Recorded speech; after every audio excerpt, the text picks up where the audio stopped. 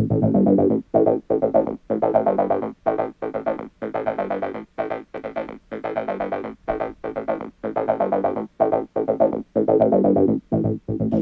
college football season is back Saturday. The Quakers will play at home against Southern Virginia. When we come back right here on Inside Earlham College Football, we'll talk with head coach Nick Johnson coming up in just a moment. This is Inside Earlham College Football right here on Radio Troy Digital Sports.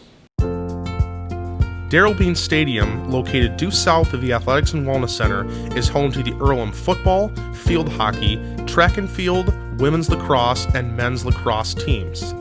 Completed in 2007, the stadium received a facelift in 2012 in the form of field turf and an 8-lane track.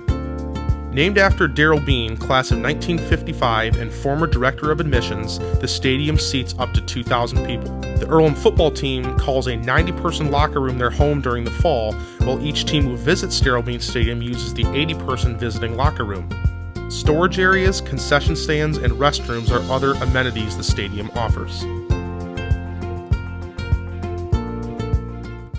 Welcome back once again, our weekly program called Inside Earlham College Football. Nick Johnson, the head coach, is getting this whole thing ready to go again. And, you know, it seems, Nick, like the summer just kind of flew by, and here we go again. How you doing, man? You're looking good. Well, thanks. I appreciate it. You look great as well. I've often wanted to be you and emulate you, so I'm excited to be here. Yeah. You know, it's funny how I wanted to be you and you wanted to be me. We should just trade. We should, yeah. By the way, Nick was one of the big foulers in the old EBL that we used to play in. So as I referred to him a little bit ago, the old Rick Mahorn type player. But you had to have it. You had to be tough to survive the EBL. Yeah, it's a dangerous league, and that's why it's defunct, Troy. It was bloody eyeballs and elbows and lots of bones sticking out. Yeah. So I'm glad I'm not doing it anymore. I don't have the bones for it anymore. I like that word, defunct. Yeah, it was defunct when we were playing, too. Coach, here we go. Football again. Talk a little bit about, I know last year didn't certainly go the way you had hoped it had gone, and it's going to be a building process for this program, isn't it? Absolutely. From day one, I said when we got in here that winning is going to be the product of doing things the right way, and that's all levels from coaching staff to players to administration of the college. And we're starting to buy in and learn together as a team, if you will, the entirety of the campus, what it's going to take for Earlham football to be successful, and for our students to be successful in and out of the football program. So it's still rebuilding. We're still working to do that, and we're excited about the guys that we have coming back, and even more excited about the guys we have coming in to help continue with that structure and that change. So I know it's not easy, and if it were, as they say, everybody would be doing it. How has it been for you just trying to do a day-to-day thing and knowing that this program only has one way to go, and that's up? Right. Well, you know, that's a good feeling, I think. That's the part that you don't have to worry about, because looking up is the only way we have to go. And the kids are really laying the groundwork, and they're working hard. And our staff, you know, the guys that we have again this year are really hard at it. They're very diligent individuals. They work hard for our football program and for our kids, and we're trying to get that trajectory trending in the right direction.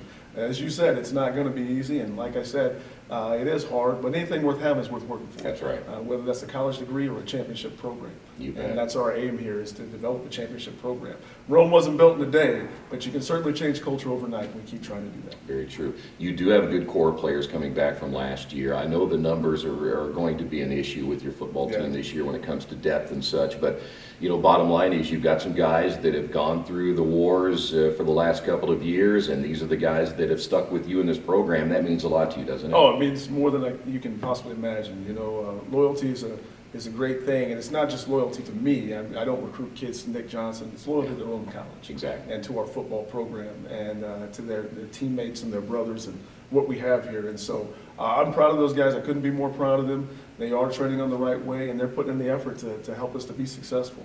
Numbers are always an issue as of late, and that's something that we work to mitigate through our efforts in recruiting. But as you know, Earlham's a very selective institution, and selectivity can be equated to elite as well. Yeah. And the right people can do the right things at any given time. And so I'm excited about the kids that we do have, those that have made the choice to continue, those that have made the choice to be here for their future as well. I couldn't be more pleased with any of them. So. Well, I can tell you one thing for sure.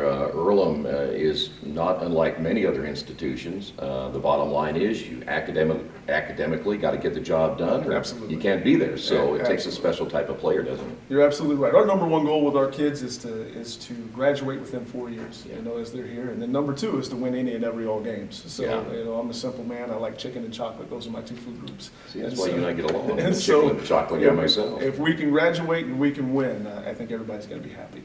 But it's going to take work to get those things. Well, we're going to get our first look at this football team coming up on Saturday. Before we talk about that, I want to ask you about recruiting from a standpoint. You've recruited locally. Yes, sir. And so I'm going to see at least a lot of kids that I've seen over the last several years playing at Richmond High School. Talk about the recruiting class. Did you meet some needs and fill some holes with this class? Just about most of them, except for a couple major needs that we had. We still have some issues in terms of depth.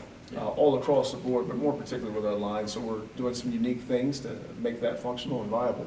But other areas, definitely. I think with the 4 kids from Richmond that will be playing linebacker for us, we had some turnover there and some graduation, and so it's nice to have some guys come in and step into those roles very succinctly and effectively. And we're excited about the youth of that group and what they bring. We think they'll bolster some of the things that Senior LeJay Kelly adds to our program, and so those guys fit in real well. But they're also very good students. And I think that's been helpful when you're trying to change that notion for our team about what success is on and off the field. And I'm very proud of our guys and our efforts academically, from the older guys to the new guys that are coming in. When we do our academic engagement sessions in the evening, everybody's bought in and they're really working at it. So that's exciting for me to see that happen.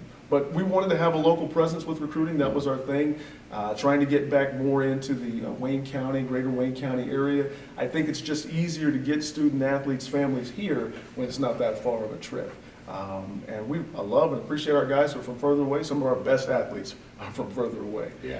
But it's hard for those families to get here. And grateful to you guys and grateful to our sports information marketing department that broadcasts the games so that those families can see their kids participate. That's a special thing. So thank you.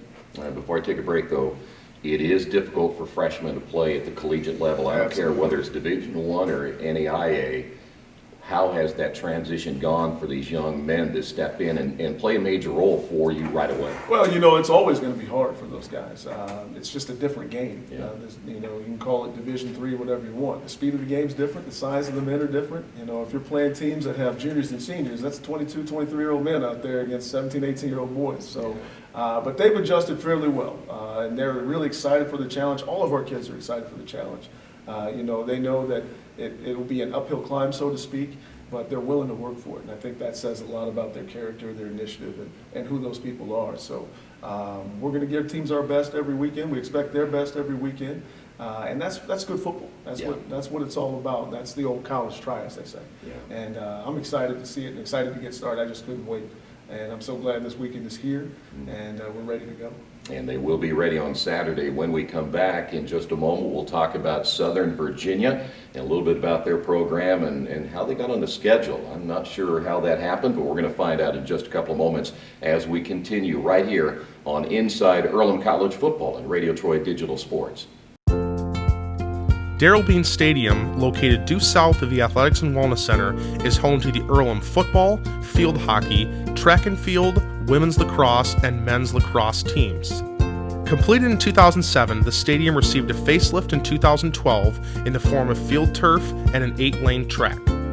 Named after Darrell Bean, class of 1955 and former director of admissions, the stadium seats up to 2,000 people. The Earlham football team calls a 90-person locker room their home during the fall, while each team who visits Darrell Bean Stadium uses the 80-person visiting locker room. Storage areas, concession stands, and restrooms are other amenities the stadium offers. As we mentioned before the break, the Quakers open up their 2016 season at home. They'll take on Southern Virginia. And I've got to be honest with you, I'd never heard of Southern Virginia until now. How did these guys get on the schedule? Well, we didn't hear of them until last year either. And it's a very unique school. It's a new school. It's out on the East Coast. It's at Latter-day Saints University. They've got an entirely new staff. The school's been open since 1996. They're just relatively new in terms of small college ball and all that. But the head coach comes over from Brigham Young University. He was a running backs coach and special teams coordinator there. Spoke with him on the phone a few times. A very good man. And seems to be about the right things, and some of their assistants that we've interacted with. They were looking for a game for week 1, and they saw us on what we call the Football Scoop, where we advertise some of that stuff. Saw that we were looking for a game in the spring area. They had a smaller roster, so it looked like it'd be a good match for us. They're going to have a few more guys than we are, and a couple more bigger guys than what we've got. But we're excited to have them over and host them, and give those kids an opportunity as well, as they were thinking they were going to have a 9-game season. Now both senior classes can have a full 10-game season, and that's really a neat thing to do for the kids. So we're excited to have them over. It's a long trip for them. We're hoping they like the food when they get out here, but we're glad to have them come check us out. So I think it'll be good, and they're excited to get this way. Yeah. So I'm kind of hoping that the trip plays into it a little bit. Yeah. That's always, home field advantage is always a nice thing, and we'll figure that out next week when we travel. But I'm excited to see them, excited to meet them all in person and have the kids on campus and hopefully host them well. So. By the way, they used to be an independent, and now Yes. they're out in the New Jersey Athletic Conference, Yes. I believe. Yeah. So if you want a little background on Southern Virginia, that's a little bit about them. They have struggled, though, since they've been in conference play. I think in 2013 they'd won 8 games as an independent, Yes. but since they've joined the conference, they've been had a down. tough go. They've had a tough go. They were recently, their poll listed them as ranked 10th out of their league, and we certainly, identify with that, and we're hoping to have a good game and a good competitive time of it. You bet. I think it should be good for us. We're excited to have them over here. 2:30 kickoff time. Our pregame will begin at around 2:10 on Saturday. Coach, always good to see you, man. Oh, I'm excited. I'm glad to see you. You're looking great. You're doing well. We appreciate all you do for Earlham for thank you. years past and up until now. So just these opportunities are really a blessing. Well, this young man to my right will be with us all year long. We're going to have a weekly visit. We don't make it very long, 30, 40 minutes or anything like that. We get right to the point and then let you get on with your lives. But it should be fun. Coach, look forward to seeing you on Saturday, You too, okay? sir. It's a great day to be alive. Yes, All it right. is. Good to see you Thank again. you so much. Head Coach Nick Johnson. We'll see you again next week. Again, don't forget, pregame at 2:10, kickoff at 2:30, right here on Radio Troy Digital Sports.